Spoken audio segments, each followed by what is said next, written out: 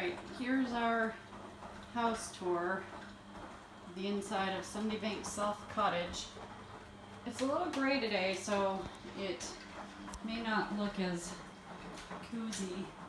I'm trying to turn on the lights in here as it might. So this is the kitchen. Everything's sort of fitted out in sort of English, British, no, I shouldn't say English, or British style, but you know, they're just IKEA cabinets or something. What's neat is this farmhouse sink that we've seen sort of with our dirty dishes in there. We've seen these all over the island, kind of just lying on the side of the road. They're really neat old porcelain sinks. We're doing laundry right now, so you can hear the washing machine going.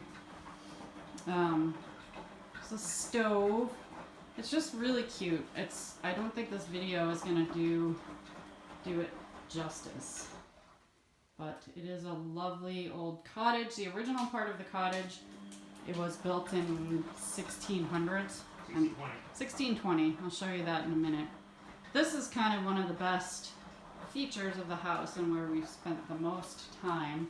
There's this little extension that they built, and there's a big dining table, and this is where you look out over Burra Sound, or Burra Firth, Burra Sound. Burra Sound. And this is like a spectacular view. There's a big table and like an old, they call it a settle, just an old bench here.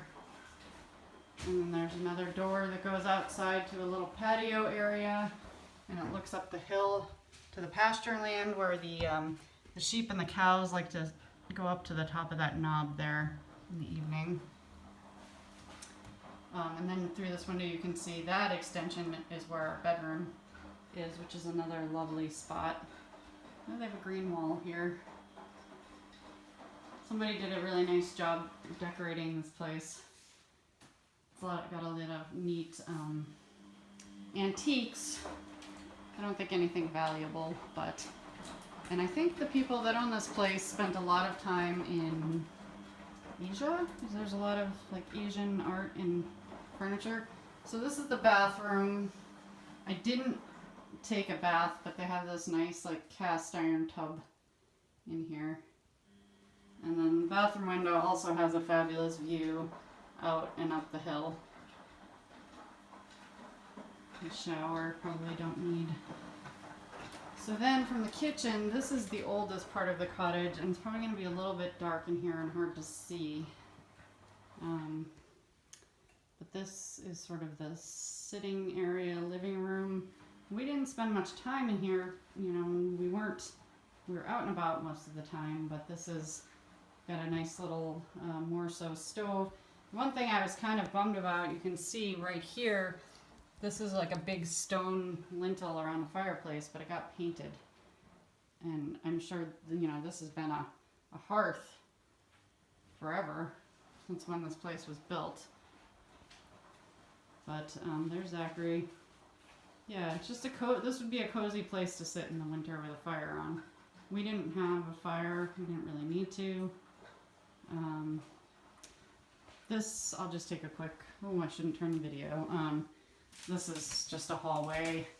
This is, I guess, old part of the cottage too. There's another bedroom here that we didn't use.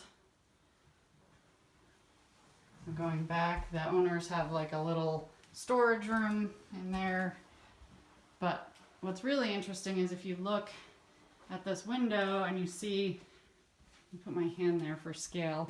This is the thickness of those walls because they're all stone, which is amazing. They're like 2.5 feet thick. Need that here.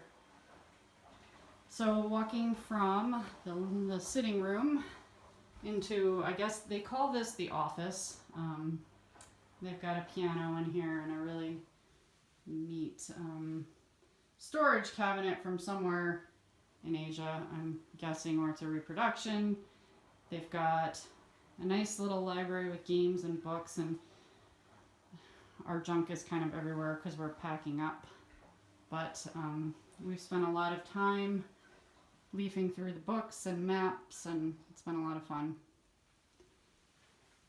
Then moving on to the newer part of the house, you step down, and this is where our bedroom is.